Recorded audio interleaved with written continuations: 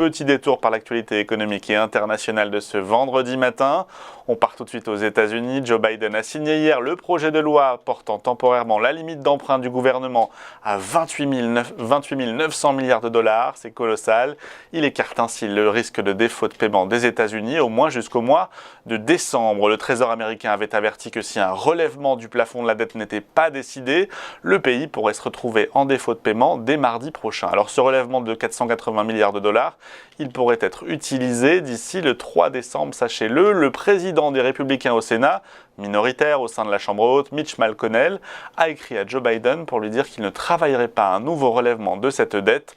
Mitch McConnell souhaite que les démocrates votent le relèvement via une procédure dite de réconciliation qui permet l'adoption de cette loi au Sénat à une majorité simple de 51 voix. Voilà pour les États-Unis. On y reste d'ailleurs où le ministre de l'économie Bruno Le Maire a appelé le pays à mettre fin définitivement aux rivalités commerciales avec l'Europe.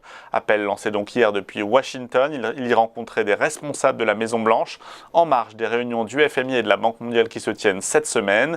Il y a eu des progrès, dit-il, mais il reste des points durs en référence à l'épineux conflit des droits de douane sur l'acier et l'aluminium européen, différent qui a commencé sous l'administration Trump, quand Donald Trump a imposé justement en juin 2018 des droits de douane de 25% sur l'acier européen, de 10% sur l'acier européen au nom de la sécurité nationale des États-Unis. Alors les deux parties ont jusqu'au 1er décembre pour régler ce dossier, mais l'administration de Joe Biden n'a pour l'heure pas encore tranché la levée de ces tarifs douaniers, ce qui irrite fortement Bruxelles, des conflits jugés inutiles et même contre-productifs par Bruno Le Maire.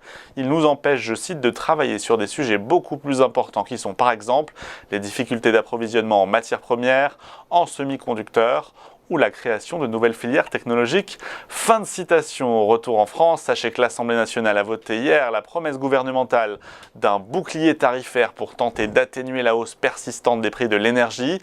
Il va prendre la forme d'un impact sur la fiscalité énergétique. Il avait été annoncé, vous le savez, en amont par Jean Castex. Et ce bouclier tarifaire a pris la forme d'un amendement du gouvernement au premier volet de projet de loi de finances 2022. Alors, outre le chèque énergie de 100 € pour les ménages les plus modestes, ce bouclier, il consiste en un gel des tarifs réglementés du gaz et une limitation à 4% du tarif de la croissance du tarif réglementé de l'électricité à début 2022. Jouant donc sur ces mécanismes fiscaux, ces mesures vont avoir un coût pour l'État. On fait valoir le ministre des Comptes publics Olivier Dussopt et le rapporteur général de budget Laurent Saint-Martin, un coût qui dépendra de la hauteur, de la bosse et de la durée, a fait savoir M. Dussopt, qui a confié être incapable de prévoir les évolutions que nous allons connaître pour ces prix de l'énergie. De son côté, le patron de la Commission des finances, Éric Woerth, a convenu de la nécessité de faire baisser cette fiscalité énergétique pour tenter d'amoindrir le choc culturel.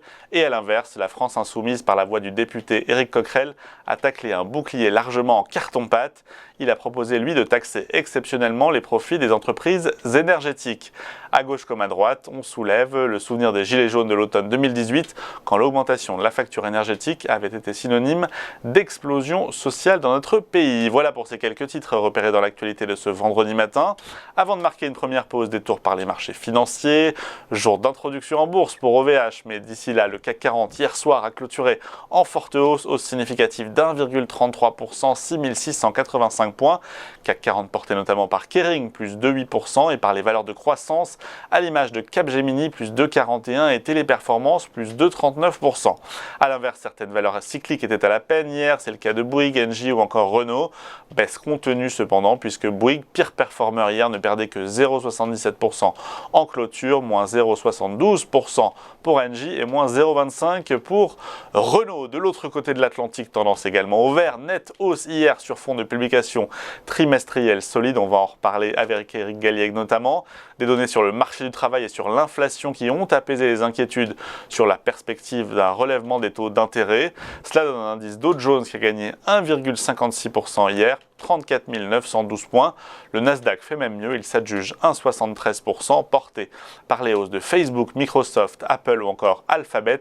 Meilleure performance pour l'indice tech depuis 5 mois. Voilà pour ce focus sur la clôture d'hier des deux côtés de l'Atlantique. On marque une première pause et juste après, on vous fait vivre l'ouverture de la séance à Paris, les péripéties du CAC 40. C'est juste après cette pause. À tout de suite.